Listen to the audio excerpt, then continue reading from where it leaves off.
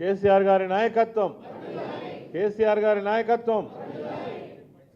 ఈరోజు తెలంగాణ భవన్లో మన డైరీ ఆవిష్కరించుకుంటున్నటువంటి సందర్భంగా కార్యక్రమానికి విచ్చేసినటువంటి గౌరవ బీఆర్ఎస్ పార్టీ వర్కింగ్ ప్రెసిడెంట్ గౌరవనీయులు కేటీఆర్ గారు, మాజీ మంత్రివర్యులు హరీష్ రావు గారు, పెద్దలు మధుసూదనాచారి గారు, మాజీ మంత్రివర్యులు వేదిక పైన ఉన్నటువంటి మాజీ మంత్రులు, మాజీ శాసన సభ్యులు, శాసన మండలి సభ్యులు, రాష్ట్ర స్థాయిలో జిల్లా స్థాయిలో పనిచేస్తున్నటువంటి నాయకులందరికీ, పాత్రికేయ మిత్రులందరికీ కూడా నమస్కరిస్తూ, పెద్దలు మధుసూదనాచారి గారు చెప్పినటువంటి విషయాలను మనం ఇప్పుడే మా మహిళా సోదరిమణులందరికీ ఈరోజు కొన్ని ప్రత్యేక పరిస్థితులను మనం ఎదుర్కొంటున్నటువంటి విషయం మనందరికీ కూడా తెలుసు. కాకపోతే గతంలో అనేక ప్రభుత్వాలను, అనేక ముఖ్యమంత్రులను చూసినాం, కానీ ఇంత దుర్మార్గంగా ప్రజలను వంచి మోసం చేసి అలిమిగాని వాగ్దానాలు చేసి ఓట్లు వేయించుకొని అధికారంలోకి వచ్చి, సరే పార్టీలుగా ఉన్నటువంటి ప్రతిపక్ష పార్టీలను, నాయకులను ఇబ్బంది పెట్టడం అనేటువంటిది ఒక వంతు.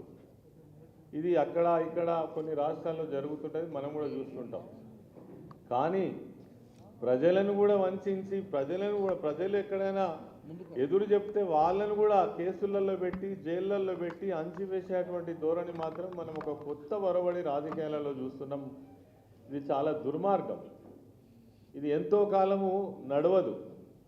చరిత్రలో ఎంతోమంది నాయకులు ఈ నిరంకుశత్వాన్ని చేసినటువంటి వాళ్ళు, ఈ బలవంతంగా ప్రజలను అంచివేసినటువంటి వాళ్ళు, ప్రశ్నించే గొంతులను నులిమేసినటువంటి వాళ్ళను చరిత్ర అనేక రకాలుగా సమాధానం చెప్పింది. ప్రజలు చూస్తూ ఊరుకోరు.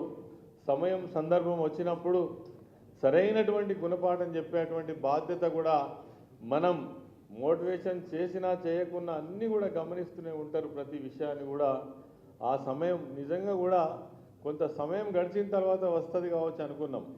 కానీ అతి తక్కువ సమయంలో, ఒక సంవత్సర కాలంలో ఇంత ఘోరంగా విఫలమై ప్రజలతో ఇన్ని చీత్కారాలు కొట్టించుకున్నటువంటి ఒక ముఖ్యమంత్రిని, ఇన్ని బూతులు తిట్టినటువంటి ముఖ్యమంత్రిని అయితే నేను దేశంలో ఏ రాష్ట్రంలో కూడా ఏ ముఖ్యమంత్రిని స్వాతంత్రం వచ్చినప్పటి నుంచి ఇప్పటి వరకు అయితే మనం చూడలేదు. మరి తిట్టడము, అంతకంటే డబుల్ ట్రిబుల్ తిట్టించుకోవడం, ఇది ఈనాడు ఉన్నటువంటి పరిస్థితి మనం చూస్తున్నాం. ఒక ముఖ్యమంత్రి అంటే ఒక గౌరవప్రదమైనటువంటి స్థానం. ప్రజలకు జవాబుదారీగా ఉండి ఈ రాష్ట్రంలో ఇచ్చినటువంటి వాగ్దానాలన్నీ అమలు చేయడంతో పాటు ఈ రాష్ట్రం యొక్క అభివృద్ధి కోసం పాటుపడేటువంటి బాధ్యతలో ఉన్న ముఖ్యమంత్రి ఎంత దారుణంగా మరి వ్యవహరిస్తున్నాడో మనం ఈ సందర్భంగా అందరూ కూడా గమనిస్తున్నారు. అది పోను, ఈరోజు వాళ్ళ ఏం లక్ష్యం అంతా ఒక్కటే, బీఆర్ఎస్ పార్టీని ఎట్లా ఇరుకున పెట్టాలి, కేసీఆర్ గారిని ఎట్లా ఇప్పటికే చేయాల్సినంత బదనాం చేసేందుకు ఇలా ప్రజలు రియలైజ్ అయిపోయి, అయ్యో ఇవన్నీ తప్పులా, మేము నమ్మినవన్నీ తప్పులా, వాళ్ళు చెప్పినటువంటి ఘోరమైనటువంటి అబద్ధాలని ఈరోజు అంటే ఆలోచిస్తున్నటువంటి తరుణంలో పార్టీ నాయకులను ఏ రకంగానైనా ఇబ్బంది పెట్టాలి, కేసులలో ఇరికించాలి, ఎన్నో రకాల నెపం పెట్టాలనేటువంటి ఒక ప్రయత్నం ఏదైతే ఉందో, ఇవాళ ఇప్పటికే ఈ ప్రభుత్వం వచ్చి సంవత్సర కాలంలోనే అనేక రకాల ఆరోపణలు, ఏ ఒక్క ఆరోపణకైనా నిజంగా సాక్ష్యాలు ఉన్నాయా, తప్పులు జరిగినాయా అంటే ఎక్కడ కూడా లేవు. ఇలా కేటీఆర్ గారి మీద ఇప్పటికి ఇది 3వ 4వ ఆరోపణ. ఆగా రేపు అరెస్ట్ చేస్తాం, ఎల్లుండి జైల్లో పెడతాం, మంత్రులు మాట్లాడే, ముఖ్యమంత్రి మాట్లాడే, ఇటువంటి ఒక దారుణమైన పరిస్థితి నడుస్తున్నది.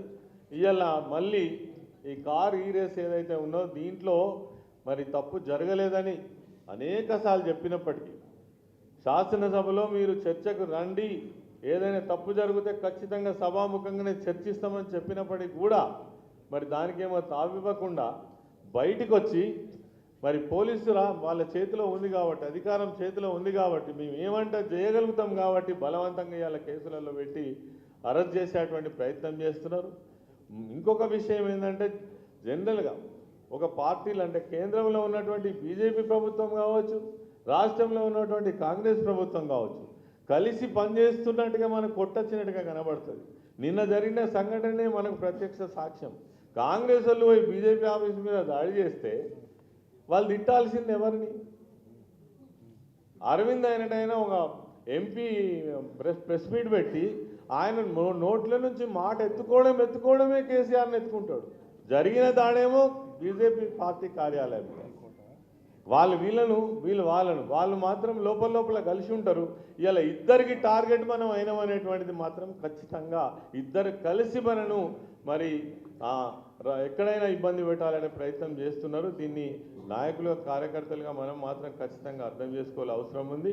బీఆర్ఎస్ పార్టీకి త్యాగాలు కొత్త కాదు, ఉద్యమాలు కొత్త కాదు, కేసులు కొత్త కాదు.